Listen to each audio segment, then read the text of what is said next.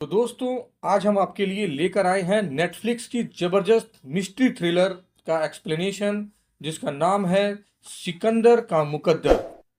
यह फिल्म आपको पूरी तरह से बांध कर रखेगी, क्योंकि इसमें हर मोड़ पर आपको कुछ नया देखने को जरूर मिलने वाला है। पर्सनली मुझे यह फिल्म काफी पसंद आई है। तो बिना किसी देरी के चलिए कहानी को शुरू करते हैं। दोस्तों, मेरी आपसे एक गुजारिश है कि हमारे चैनल को लाइक सब्सक्राइब जरूर करें। बिना आपके सपोर्ट के मेरा चैनल ग्रो नहीं कर सकता। अब मूवी की शुरुआत होती है 2009 के 15 फरवरी से। हमें एक शख्स दिखाई देता है जो तेजी से भागते हुए सड़क पर दौड़ रहा है। उसके सिर पर पट्टी बंधी हुई है। इसके बाद सीन कट होता है मुंबई के एक डायमंड एग्जीबिशन पर। यह एक हाई प्रोफाइल इवेंट है, जहां शहर के नामी गिरामी ज्वेलर्स अपनी बेशकीमती डायमंड कलेक्शन प्रदर्शित कर रहे हैं। इवेंट में बिजनेस टाइकून्स के साथ साथ आम दर्शक भी मौजूद हैं। साथ ही यहाँ रैंप वॉक भी चल रहा है, जहां मॉडल्स अपने अपने डिजाइनर ज्वेलरी के कलेक्शन को शोकेस कर रही हैं। एग्जीबिशन की सुरक्षा बेहद कड़ी है। मुंबई पुलिस के सीनियर अधिकारी सारे कपड़ों में भीड़ में घुले हुए हैं, ताकि किसी भी गड़बड़ी को तुरंत रोका जा सके। अब सीन बदलता है और हमें दो प्रमुख किरदार मिलते हैं, मंगेश देसाई और कामिनी सिंह, जो इस इवेंट मंगनी से पूछता है, नया लॉट कब तक पहुंचेगा। कामिनी जवाब देती है, सर गाड़ी में लोड हो चुका है, बस पहुंचने ही वाला है। दूसरी ओर वही आदमी जो भागते हुए नजर आया था, एक हनुमान मंदिर पहुंचता है। वहां वह एक पुराने टेलीफोन बूथ से पुलिस कंट्रोल रूम को कॉल करता है। कॉल में वह घबराई हुई आवाज में बताता है, मेरा नाम जानना जरूरी नहीं है, लेकिन आपके डायमंड एग्जीबिशन में एक बड़ी चोरी होने वाली है। कृपया तुरंत वहां से लोगों को सुरक्षित निकाल लें। यह सुनते ही पुलिस अलर्ट हो जाती है, सायरन बजते हैं और अधिकारियों ने तुरंत एक्शन लेना शुरू कर दिया। इसी बीच चोरों का ग्रुप पहले ही एग्जीबिशन में घुस चुका होता है। वे अपने कपड़े बदलते हैं, चेहरे छुपाते हैं और हथियार निकालते हैं। सबसे पहले वे सिक्योरिटी कैमरों के वायर काट देते हैं, ताकि उनकी हरकतें रिकॉर्ड ना हो सकें। अब पुलिस तेजी से एग्जीबिशन हॉल को खाली करवाने लगती है। सभी लोगों को सुरक्षित स्थान पर ले जाया जाता है। कुछ ही देर में पुलिस की टास्क फोर्स मौके पर पहुंचती है और हॉल को चारों तरफ से घेर लेती है। फिर शुरू होता है खतरनाक शूट आउट। हर एक चोर को मौके पर ही ढेर कर दिया जाता है। शूट आउट खत्म होने के बाद पुलिस रॉबर्स की बॉडीज को एम्बुलेंस के जरिए बाहर ले जाती है और पूरे इलाके को सुरक्षित घोषित कर देती है। एक बार सब कुछ क्लियर होने के बाद लोगों को दोबारा एग्जीबिशन में आने की अनुमति दी जाती है, ताकि वे अपनी अपनी संपत्ति की जांच कर सकें। अब आते हैं उस ट्विस्ट पर जिसने इस पूरी कहानी को उलझा कर रख दिया है। जब कामिनी सिंह और मंगेश देसाई अपने डायमंड कलेक्शन की जांच करते हैं, तो उन्हें पता चलता है कि उनके कलेक्शन से 5 दुर्लभ हीरे गायब हैं, जिनकी अनुमानित कीमत लगभग 100 से 200 करोड़ रुपए है। यह सुनते ही वहां अफरा तफरी मच जाती है। हर कोई सदमे में है। कामिनी तुरंत पुलिस इंस्पेक्टर से कहती है, जब आप हमें बाहर ले जा रहे थे, तब तक हमारे हीरे पूरी तरह सुरक्षित थे। आखिर ये चोरी कैसे हो गई? तो दोस्तों, क्या यह सच में चोरी थी, या इसके पीछे छुपी हुई है कोई गहरी साजिश? यही जानने के लिए आपको इस फिल्म का पूरा एक्सप्लेनेशन देखना होगा। आगे की कहानी में और भी दिलचस्प ट्विस्ट आने वाले हैं, तो वीडियो को पूरा जरूर देखें। पुलिस अब सभी से सख्ती से कहती है, अब कोई यहां से नहीं जाएगा। हर किसी की जांच होगी, और जब तक डिटेक्शन टीम नहीं आती, तब तक यह केस सॉल्व नहीं हो सकता। इसके बाद एंट्री होती है डिटेक्शन ऑफिसर जसविंद्र सिंह की। जसविंद्र कोई आम अफसर नहीं है। वह एक गोल्ड मेडलिस्ट हैं और 4 बार प्रेसिडेंट अवार्ड भी जीत चुका है। अपने काम में परफेक्शन के लिए मशहूर जसविंद्र को ही इस जटिल केस को सुलझाने के लिए चुना गया है। अब यहाँ एक दिलचस्प बात सामने आती है। मंगेश और कामनी जिस काउंटर पर बैठे थे, वह एक बड़े मंत्री का काउंटर था। इस डायमंड कंपनी में मंत्री जी ने भी भारी निवेश किया हुआ था। मंत्री जी ने ही अपने विशेष आग्रह पर इस केस को जसविंद्र को सौंपने का फैसला किया, क्योंकि वह विभाग के सबसे काबिल ऑफिसर माने जाते हैं। जसविंद्र केस को हाथ में लेते ही एक एक करके सभी से पूछताछ शुरू कर देते हैं। जब आप लोग आखिरी बार कमरे से बाहर निकले थे, तब मंगेश और कामनी के आसपास कौन कौन था, और क्या आपने किसी संदिग्ध व्यक्ति को देखा? सब लोग अपनी अपनी बातें बताते हैं। इसी दौरान हमें एक नया किरदार मिलता है, सिकंदर। वह काफी जल्दी में नजर आता है और जाते जाते एक आदमी को धक्का भी दे देता है। जसविंद्र तुरंत सिकंदर पर शक जताते हुए पूछते हैं, तुम इतनी जल्दी में कहाँ जा रहे थे? सिकंदर जवाब देता है, मेरी माँ बीमार है, मैं उन्हें देखने के लिए जल्दी जा रहा था। तुम करते क्या हो? जसविंद्र ने अगला सवाल दागा। मैं कंप्यूटर साइंस का स्टूडेंट हूँ, सिकंदर ने बताया। इस एग्जीबिशन में सीसीटीवी और टेक्निकल सेटअप मैंने ही संभाला था। यहाँ के कैमरे की मॉनिटरिंग के काम भी मेरे जिम्मे है। जसविंद्र और अधिक सतर्क हो जाते हैं। तभी उनके पास ऊपर से एक कॉल आता है। फोन पर उनसे कहा जाता है, जसविंद्र यह केस जल्दी सॉल्व करो, तुम गोल्ड मेडलिस्ट हो। अगर केस सुलझा लिया तो मंत्री जी तुम्हें प्रमोशन और गिफ्ट भी देंगे। समझ रहे हो ना? यह कॉल सुनकर साफ हो जाता है कि जसविंद्र पर भी दबाव है। हालांकि करप्ट ऑफिसर नहीं है, लेकिन उसे अपनी नौकरी में आगे बढ़ने की चाह जरूर है। जसविंद्र आत्मविश्वास से जवाब देते हैं, 24 घंटे के अंदर केस सॉल्व कर दूंगा। अभी तक मेरी जांच में 3 लोग शक के दायरे में हैं, कामिनी, मंगेश और सिकंदर। अब इन तीनों को हिरासत में लिया जाता है और पूछताछ शुरू होती है। मंगेश बताते हैं कि वह इस कंपनी में पिछले 35 साल से काम कर रहे हैं। कामिनी कहती है, मैं यहाँ सिर्फ 3 महीने से काम कर रही हूँ, मेरा ट्रैक रिकॉर्ड एकदम साफ है, आप मेरी पिछली कंपनी की हिस्ट्री चेक कर सकते हैं। वहीं सिकंदर पहले ही बता चुका है कि वह एक कंप्यूटर साइंस स्टूडेंट है और यहाँ सिर्फ टेक्निकल असिस्टेंट के लिए मौजूद था।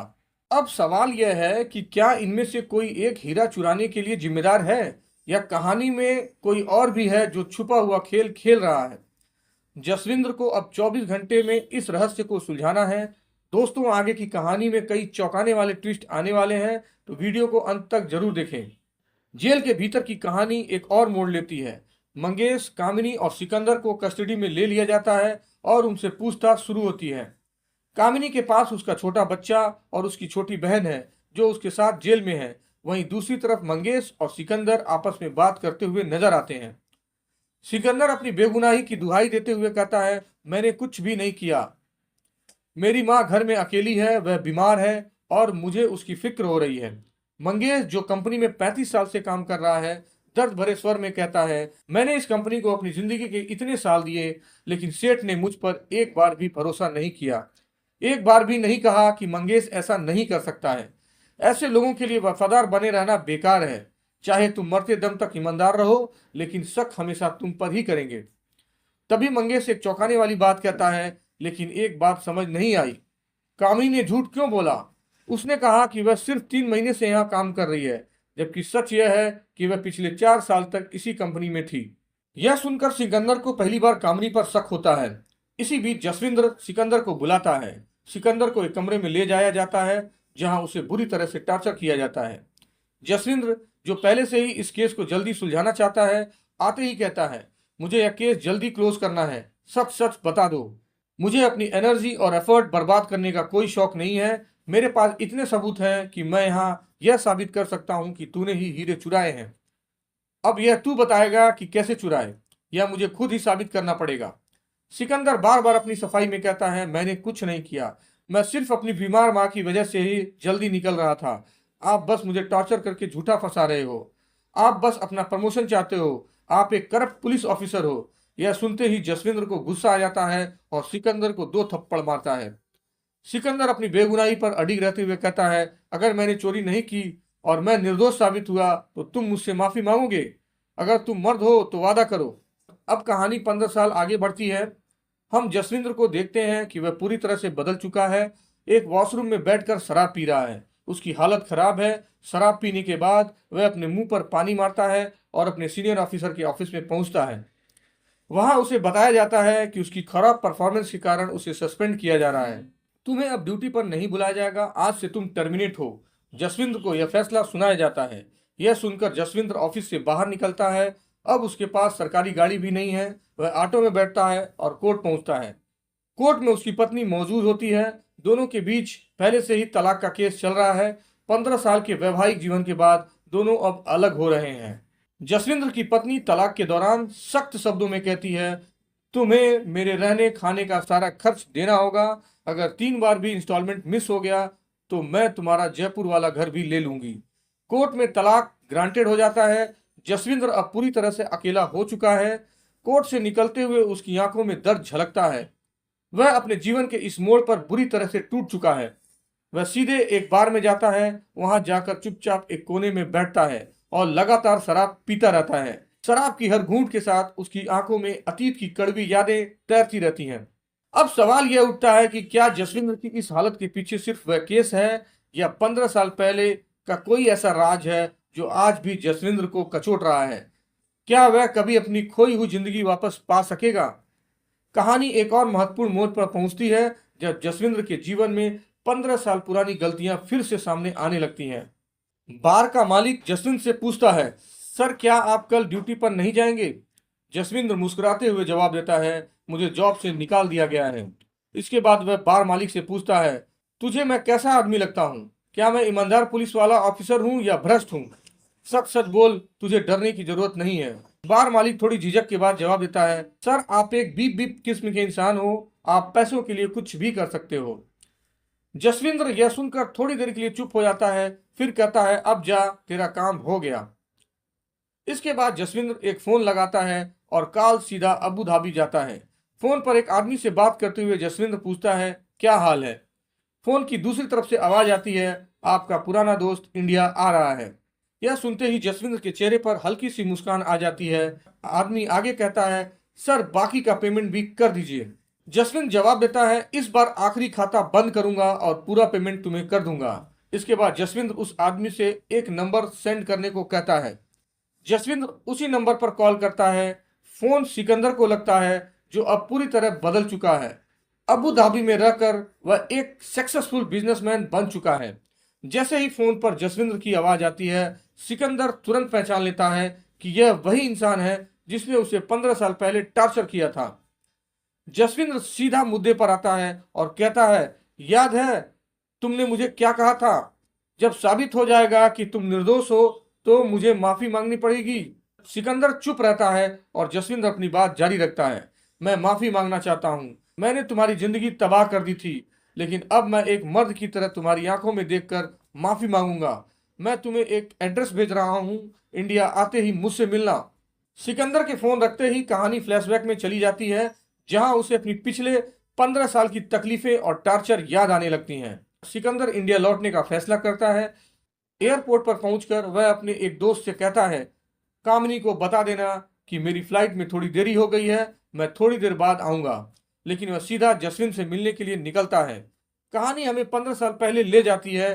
कोर्ट में सिकंदर, मंगेश और कामिनी को पेश किया जाता है। इंस्पेक्टर जसविंद्र अदालत में अपने सबूत पेश करते हुए कहता है, हमें शक है कि इन तीनों ने ही हीरे चुरा कर निगल लिए हैं।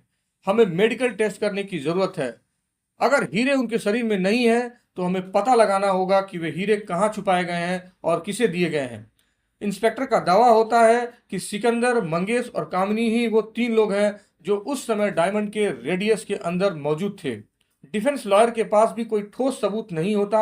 हालांकि वह कोर्ट से 14 दिन की पुलिस कस्टडी की बजाय 7 दिन की मंजूरी दिलवाने में सफल हो जाता है। अब जब सिकंदर वापस इंडिया आ रहा है, क्या यह मुलाकात जसविंद्र के लिए माफी का मौका बनेगी या सिकंदर का बदला?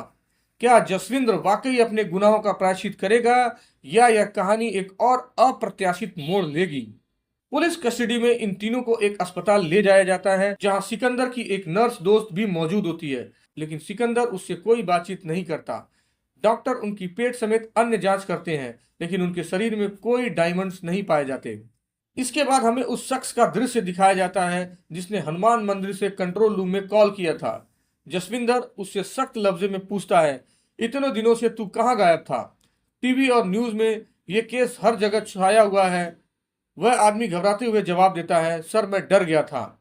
जसविंदर और सख्त होकर के कहता है, अब जल्दी जल्दी सच उगल, नहीं तो मुझे 3rd डिग्री ट्रीटमेंट करना पड़ेगा। वह आदमी अपनी कहानी बताते हुए कहता है, सर हर रोज की तरह मैं अपनी बेटी को स्कूल छोड़ने के लिए ऑटो में बैठ रहा था।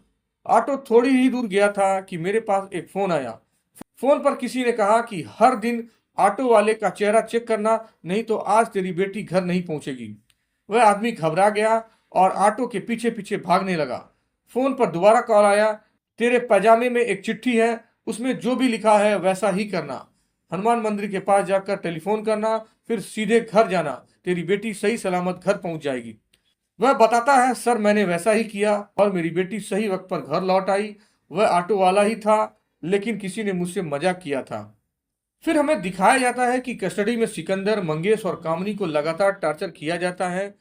उन्हें शारीरिक रूप से मारा पीटा भी जाता है, लेकिन कोई सबूत नहीं मिलता। आखिरकार इन्हें अदालत में जज साहब के सामने पेश किया जाता है। 7 दिन की रिमांड खत्म होती है। इनके वकील कोर्ट में दलील देते हैं, यह एक साजिश है, पुलिस के पास कोई ठोस सबूत नहीं है, इन्हें बेल दे दी जाए। जसविंदर के पास कोई ठोस सबूत न होने की वजह से कोर्ट इन तीनों को जमानत दे देता है। घर लौटने के बाद सिकंदर के शरीर पर चोटों के गहरे निशान होते हैं, जो साफ साफ बताते हैं कि उसे बुरी तरह से मारा गया था। उसकी मां चिंतित होकर कहती है, बेटा कब हम इन परेशानियों से बाहर निकलेंगे। इसी दौरान सिकंदर की वही नर्स दोस्त प्रिया उसके घर आती है और उसकी चोटों पर मरहम लगाते हुए कहती है, तुम जल्दी ठीक हो जाओगे। सिकंदर दर्द में कहते हुए कहता है, मैं अभी भी बेल पर हूँ, केस अब भी चल रहा है, पता नहीं ये सब कब खत्म होगा। इस पर सिकंदर की माँ प्रिया से कहती है, आज तुम्हें देखने वाले भी आ रहे हैं। प्रिया हल्की सी मुस्कान के साथ जवाब देती है, हाँ माँ जी, देखने तो आ रहे हैं। वैसे भी आपके बेटे ने कभी मेरे प्यार को नहीं समझा। अब मैं भी अपनी जिंदगी में आगे बढ़ना चाहती हूँ, माँ बाप का भी तो सोचना है। यह कहकर प्रिया वहां से चली जाती है। इसके बाद हमें दिखाया जाता है कि सिकंदर अपने पुराने काम पर वापस जाता है, लेकिन वहां उसे बताया जाता है कि अब कंपनी में उसकी जरूरत नहीं है, उसे नौकरी से निकाल दिया गया है। सिकंदर की जिंदगी हर तरफ से बिखर रही थी। जिन लोगों से उसने कर्ज लिया था वे अब पैसा वापस मांग रहे थे, यह कहते हुए कि तुम बेल पर हो और कभी भी वापस जेल जा सकते हो। एक दिन भी अगर पैसा नहीं मिला तो मेरा नुकसान है। कई सालों की दोस्ती खत्म हो गई और यहाँ तक कि मकान मालिक ने भी कह दिया, 1 हफ्ते में घर खाली कर दो। सिकंदर पूरी तरह से टूट चुका था। अब अगली कोर्ट हियरिंग का वक्त भी आ गया, तो उसके पास वकील की फीस भरने के भी पैसे नहीं थे। उस समय कामनी ने उसकी मदद की। पैसा देते हुए उसने कहा, मेरे पास थोड़े पैसे थे जो आपके काम आ गए। फिर दोनों एक दूसरे के बारे में बात करने लगे। कामनी ने बताया कि उसका पति उसे छोड़कर दूसरी महिला से शादी कर चुका है।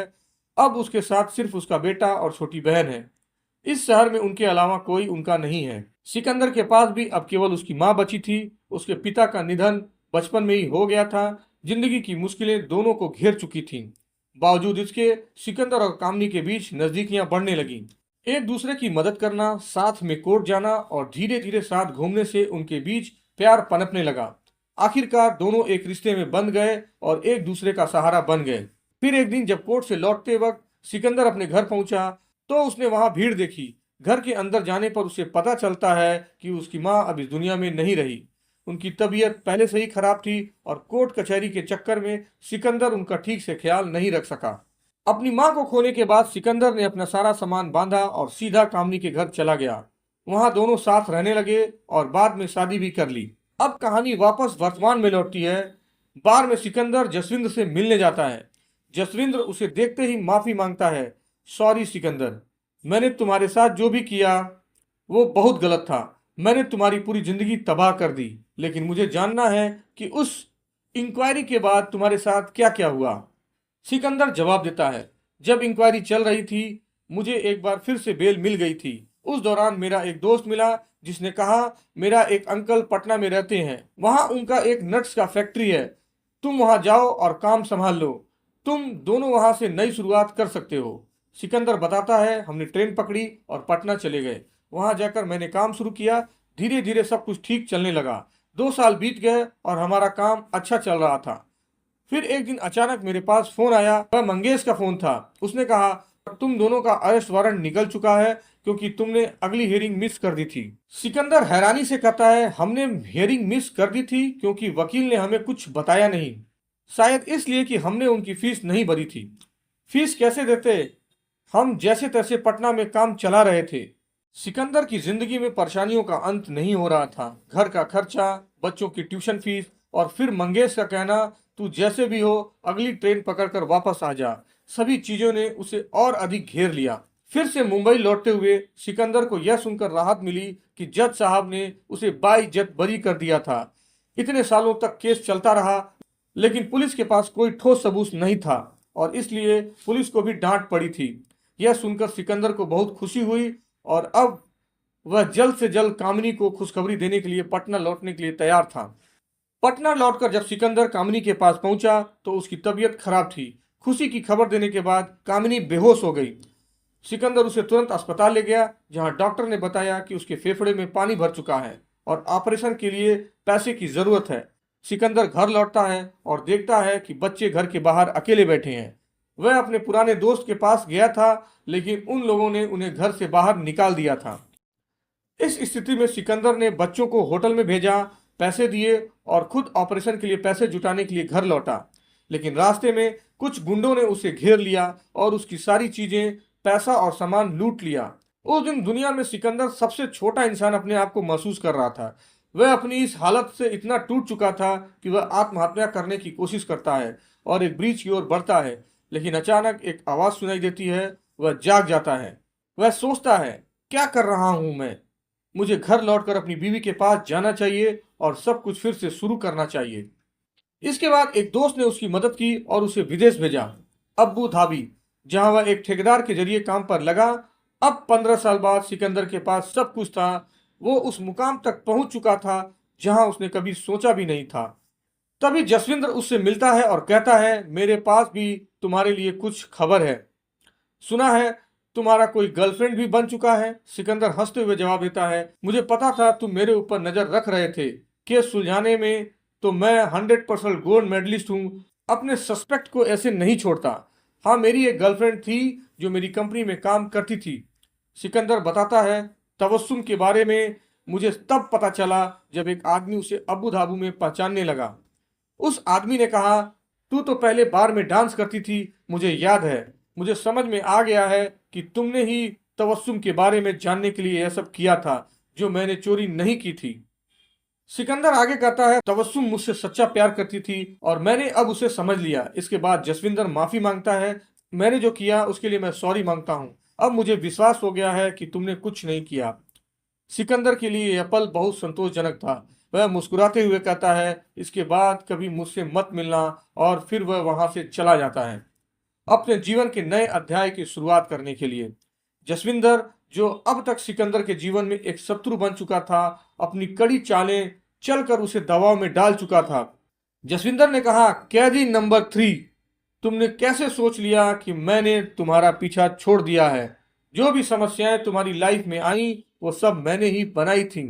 तुमसे हीरे निकलवाने के लिए, तुमको जॉब से बाहर निकालने से लेकर किराएदार से परेशान करने तक, कामिनी को जॉब से रोकने तक, सब कुछ मैंने ही प्लान किया था। जसविंदर का कहना था कि हर कदम उसने इसलिए उठाया ताकि सिकंदर दबाव में आकर उस हीरे को बेच दे जो उसके पास था। वह आगे बताता है कि जब कामिनी के लीवर में पानी भर गया था, जब तुम्हारे बच्चे घर के बाहर बैठे थे, वो सब हमने किया था। तुमसे पैसे लूटने वाले लुटेरे वो भी हमने ही भेजे थे, और कामिनी के तुम्हारे साथ रहने की सारी स्कीम भी हमारी थी। कामिनी का तुम्हारे साथ प्यार, शादी, बच्चे, सब कुछ हमने ही प्लान किया था। सिकंदर को यह सुनकर गुस्सा आ जाता है और वह जसविंदर को जोर से थप्पड़ मारता है। जसविंदर की बातों को सुनकर वह आहत होता है, लेकिन उस समय वह कुछ और नहीं कर पाता। सिकंदर फिर घर लौटता है और कामिनी से सारी सच्चाई बयां करता है। उसे बताता है कि उसने इतने समय तक उसके साथ क्या खेल खेला था। कामिनी, जो अब तक इस सब में फंसी हुई थी, सिकंदर को जवाब देती है, मैंने ये सब जानबूझकर नहीं किया। मुझे अपनी छोटी बहन और बच्चों के लिए यह करना पड़ा, लेकिन मैं तुमसे सच्चा प्यार करती हूँ। सिकंदर को इस पर विश्वास नहीं होता, लेकिन वह फिर भी खुद को संभालता है और घर से बाहर निकल जाता है। वह गाड़ी लेता है और एक गांव की ओर रवाना हो जाता है। वहां एक फ्लावर गार्डन में पहुंचने के बाद वह प्रिया से मिलता है, जो उसकी पुरानी नर्स दोस्त थी। प्रिया उसे बेंज ट्री दिखाती है और जैसे ही सिकंदर उस पेड़ को देखता है, उसकी आंखों में आंसू आ जाते हैं। उसे उस दृश्य ने बहुत खुश किया। वह प्रिया को धन्यवाद देता है और वहां से चला जाता है, अपने आंसुओं को छिपाते हुए। लेकिन उसके बाद अचानक जसविंदर गन के साथ वहां पहुंचता है। वह सिकंदर को गाड़ी से बाहर निकालता है और लोहे की पाइप से उसे बांध देता है। फिर वह बेंच ट्री के सामने खड़ा होकर उस पेड़ को तोड़ देता है और उसमें छुपे हुए 5 हीरे निकालकर सिकंदर के सामने रख देता है। यह सब एक धूर्त योजना का हिस्सा था, जो जसविंदर ने अपनी साजिश को पूरा करने के लिए तैयार की थी। हीरे मिल जाने के बाद जसविंदर अपनी पत्नी कौशल्या को कॉल करता है और उसे बताता था, मैं गलत नहीं था। 15 साल से जिस व्यक्ति को मैं सस्पेक्ट मान रहा था, वही असली चोर निकला।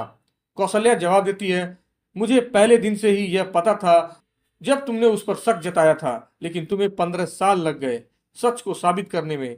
यही दरार हमारे बीच आई। जसविंदर का ध्यान केस में इतना बढ़ चुका था कि वह घर परिवार की तरफ ध्यान नहीं दे पा रहा था। सिकंदर, जो अब पूरी सच्चाई जान चुका था, एक एक करके घटना के बारे में बताता है। तुम जानते हो कि मैं कंप्यूटर और सीसीटीवी ठीक किया करता था। एक दिन तुकाराम नाम का एक कर्मचारी जो ताजों में काम करता था, मुझे बताता है कि उसके दोस्त का कंप्यूटर खराब हो गया है और उसे तुरंत 5 लाख रुपए चाहिए। मैंने थोड़ी देर का बहाना बनाया और जब वह दरवाजा खोलकर दोस्त से बात करने गया तो मैंने वहां के गन और ग्रेनेड आदि देखे और उनके कंप्यूटर में डेटा चेक किया। मुझे वहां डायमंड एग्जीबिशन का पास मिला जो कि नकली था। तभी मैंने पूरी सच्चाई जान ली और उनका प्लान समझ लिया। सिकंदर ने आगे बताया कि वह धीरे धीरे पूरे मामले का मास्टर प्लान बनाने लगा। मैंने यह जाना कि तुकाराम भी इन लोगों के साथ मिलकर काम कर रहा था और वे सारे डायमंड चोरी करने वाले थे। मैंने फिर एक पर्चा लिखा और उसे कंट्रोल रूम तक पहुंचाया। उसी वक्त मैंने नोट डाला और फिर एक फेक कॉल की जो कंट्रोल रूम तक पहुंची। जब रॉबरी होने वाली थी तो मैं डायमंड शीशे से चुरा लिया और प्रिया को एम्बुलेंस के अंदर भेज दिया, जिससे डायमंड सुरक्षित बच गए। प्रिया मुझसे प्यार करती थी और मैंने इसका फायदा उठाया। सिकंदर की पूरी सच्चाई बताने के बाद जसविंदर को समझ आता है कि सिकंदर ने पूरी प्लानिंग के साथ चोरों को मात दी थी और इस खेल में वह हार गया था। तबस्सुम को तुमने एक लेटर दिया था। जसविंदर के शब्दों ने इस कहानी को एक और मोड़ दिया, जो दर्शाता है कि सिकंदर के खिलाफ किसी के पास अब भी कुछ योजना थी, लेकिन सच्चाई अब सामने आ चुकी थी। सिकंदर फिर जसविंदर से कहता है, तबस्सुम के साथ मैं सिंगापुर जाना चाहता था। मैंने उसे एक टिकट और एक लव लेटर दिया था, लेकिन सच तो यह है कि तबस्सुम ने ही सब कुछ प्लान किया था। तुम हमेशा 2 कदम आगे सोचते हो जसविंदर। यह सुनकर जसविंदर को समझ आता है कि सिकंदर एक चालाक इंसान है और अब उसे कोई रास्ता नहीं बचा सकता। सिकंदर, जो अब पूरे खेल में उलझ चुका था, जसविंदर से एक और ऑफर करता है, मुझे सिंगापुर जाने दीजिए। मेरे पास आपके लिए एक अच्छा डील है। आपको तो 15 सालों में क्या मिला? वह लड़की जिसके साथ आप रहना चाहते थे, वह अब आपके साथ नहीं रही। इस पर जसविंदर सोच में पड़ जाता है और दोनों के बीच कुछ गुप्त बातचीत होती है जिसका रहस्य हम नहीं जान पाते। इसी के साथ सिकंदर का मुकद्दर और इस फिल्म की कहानी यहाँ पे समाप्त होती है। फिल्म के अंत में एक छोटा सा टास्क दिया जाता है। तो दोस्तों, इस फिल्म का एक्सप्लेनेशन यहाँ पे खत्म होता है। तो दोस्तों, मिलते हैं किसी नेक्स्ट मजेदार वीडियो में। दोस्तों, हमारे चैनल को सब्सक्राइब कर लें और बेल आइकन को जरूर दबा लें। अलविदा।